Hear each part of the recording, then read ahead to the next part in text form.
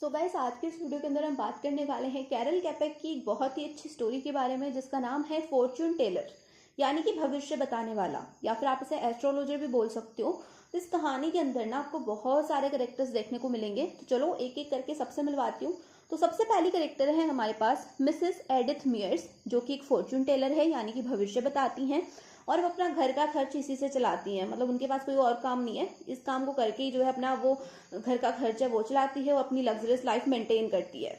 दूसरे करेक्टर है मिस्टर मैक्लेरी, जो कि एक डिटेक्टिव है, यानी कि जासूस है।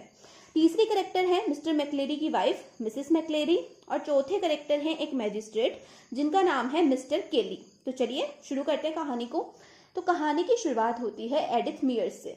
तो एडिथ मियर्स जो है, मैंने आपसे कहा कि वो एक फॉर्चून टेलर है। तो दूर दूर से लोग उनके पास आते थे अपना भविष्य जानने के लिए, कि हमारे भविष्य में क्या होगा, हमारी शादी होगी, हमारी जॉब होगी कि नहीं होगी, ये सब चीजें वो जानने के लिए आते थे।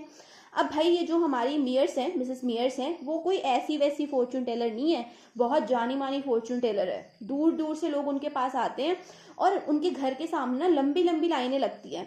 तो भाई, पैसा तो वो बहुत छापती थी, और उनकी जो लग्जरियस लाइफ थी उसके तो भाई कहने ही क्या।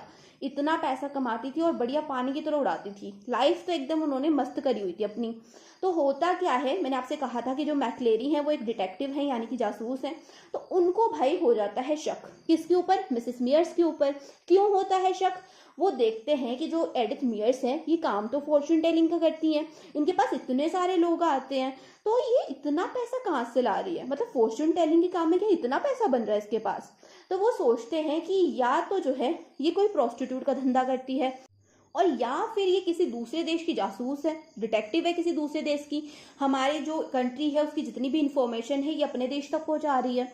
तो दो ही चीजें हो सकती हैं।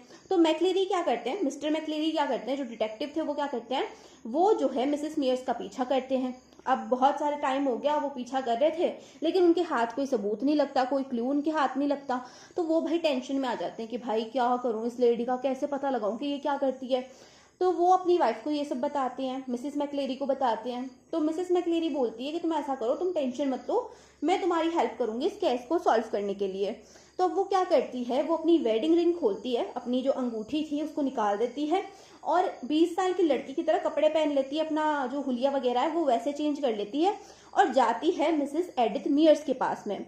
उनके पास जाकर के वो अपना नाम बताती है, मिस जॉन्स। वो बोलती है कि मेरा नाम मिस जॉन्स है, और मैं आपसे जानने आई हूँ कि मेरी शादी कब होगी। अब यहाँ पर मिसेस मैक्लेरी की शादी हो चुकी है, लेकिन वो जो है यहाँ पर खबर जानने के लिए कि मिसेस मियर्स क्या करती है ये जानने के लिए उनके पास जाती है, उनके खिलाफ सबूत इकट्ठा करने के लिए उनके घर पे जाती है। तो वो कहती है मेरी शादी नहीं हो रही, तो आप मुझे बता दिए मेरी शादी कब होगी। तो मिसेस मियर्स बोलती है कि आपकी शादी ना 1 साल के अंदर अंदर हो जाएगी, इस साल के एंड तक आपकी शादी हो जाएगी, और जिस भी इंसान से आपकी शादी होगी ना वो बहुत अमीर होगा, रिच बिजनेसमैन होगा, और वो आपको ना समुंदर पार लेकर के जाएगा। लेकिन एक दिक्कत है, मिस मियर्स बोलती है कि एक दिक्कत है। तो मैक्लेरी पूछती है कि क्या दिक्कत है। तो वो कहती है कि आपके कोई अंकल है जो कि आपकी शादी में रुकावट डालेंगे, तो आप उनकी बात मत सुनना, वो आपको कहेंगे कि शादी मत करो, तो तुम शादी कर लेना। तो मिस मैक्लेरी जो है यहाँ पे झूठ बोलती है, वो बोलती है कि हाँ मेरे अंकल तो हैं, और वो एक पुलिस इंस्पेक्टर है, तो मैं उनसे कैसे पीछा छुड़वाऊं। तो जो मिस मियर्स है वो बोलती है कि तुम अपने अंकल से ये कहना इसमें कुछ बुरा होने वाला है, तो वो जो है मेरे पास आए, यानी कि मिस एडिथ मियर्स के पास आ जाए, मैं उनको जो है उस प्रॉब्लम से बाहर निकाल दूंगी, ऐसे झूठ तुम अपने अंकल के साथ बोलना। तो मिस मैक्लेरी कहती है कि ठीक है, डन, डील डन हो गई।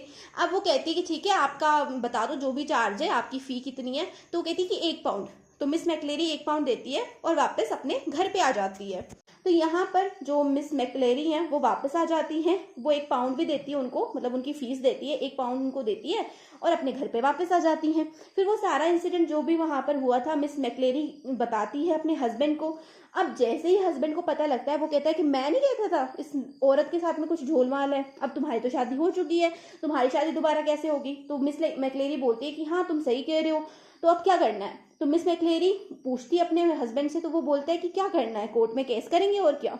तो वो क्या करते हैं, मिसेस एडिथ मियर्स के खिलाफ कोर्ट में केस कर देते हैं। अब कोर्ट में केस चलता है भाई, मिसेस एडिथ मियर्स को वहां पे बुलाया जाता है हियरिंग के लिए। अब उनको कटघरे में खड़ा कर देते हैं। तो जो है मिस जो मैक्लेरी है वो वहां पर आती हैं और मिसिस मियर्स के खिलाफ जो है गवाही देती हैं, मतलब बताती हैं कि क्या क्या इंसिडेंट हुआ, कैसे जो है मिस मियर्स लोगों को ठगती हैं। तो ये सब चीजें जो है वो उनके ऊपर लगाते हैं, इतने सारे एलिगेशन उनके ऊपर लगाते हैं कि इन्होंने जो है लोगों को ठगा है, ये जो भी प्रिडिक्शन करती हैं, जो भी फॉर्चून टेलिंग का काम करती है, वो सब धोखाधड़ी का काम है, क्योंकि इन्होंने मेरे लिए प्रिडिक्शन करी थी कि मेरी शादी इस एंड में हो जाएगी, इस ईयर के एंड में हो जाएगी, लेकिन मेरी तो शादी पहले से हुई है। तो वो सब चीजें जो है वो मिस्टर कैली को बताते हैं। अब मिस्टर कैली कौन है? मैजिस्ट्रेट हैं। तो मिस्टर कैली जो है मिसेस एडिथ मियर्स से बोलते हैं कि क्या ये सब सही है? तो वो बोलती है कि हाँ सब सही है। तो जो मिस्टर कैली हैं वो क्या करते हैं, एडिथ मियर्स के खिलाफ जो भी एलिगेशन लगे थे उन सभी को सही मानते हुए उनके ऊपर 50 पाउंड का जुर्माना लगा देते हैं। अब होता क्या है, जो मिसेस एडिथ मियर्स हैं जो कि फॉर्चून टेलिंग का काम करती थी, वो वहां पे बोलती है कि कुछ भी हो, तुम मेरे ऊपर जितने मर्जी एलिगेशन लगा दो, लेकिन मैं तुम्हें लिख करके देती हूँ कि इस ईयर के एंड में तुम्हारी शादी हो जाएगी, और अगर नहीं हुई तो भाई मेरा नाम बदल दियो। तो यहाँ पर ये सारी बातें खत्म हो जाती हैं। अब होता क्या है, 1 साल बाद में जो मिस्टर केली जो मैजिस्ट्रेट थे वो मिलते हैं मिस्टर मैक्लेरी के साथ में, डिटेक्टिव मिस्टर मैक्लेरी के साथ में।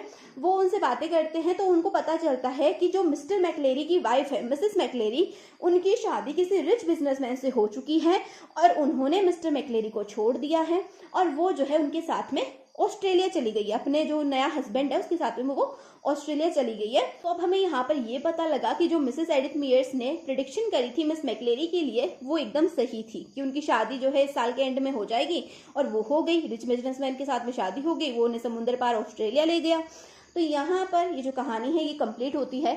अब इस कहानी से आपको क्या समझ में आया, तो मैं बताती हूँ। इस कहानी का मोरल ये है कि कभी भी दूसरे के मामलों में टांग मत अड़ाओ। जैसे कि मिस्टर मैक्लेरी जो कि चाहता था कि भाई इतना अर्निंग कैसे कर रही है, इतना पैसा कैसे छाप रही है मिसेस एडिथ मियर्स, ये जानने की इच्छा थी उसे, इसीलिए उसने पीछा कर अपनी वाइफ को वहां पे भेजा। तो एंड में क्या हुआ, एंड में उसकी वाइफ चली गई। तो बस किसी के मामलों में टांग मत अड़ाओ, नहीं तो नुकसान तो तुम्हारा ही होगा।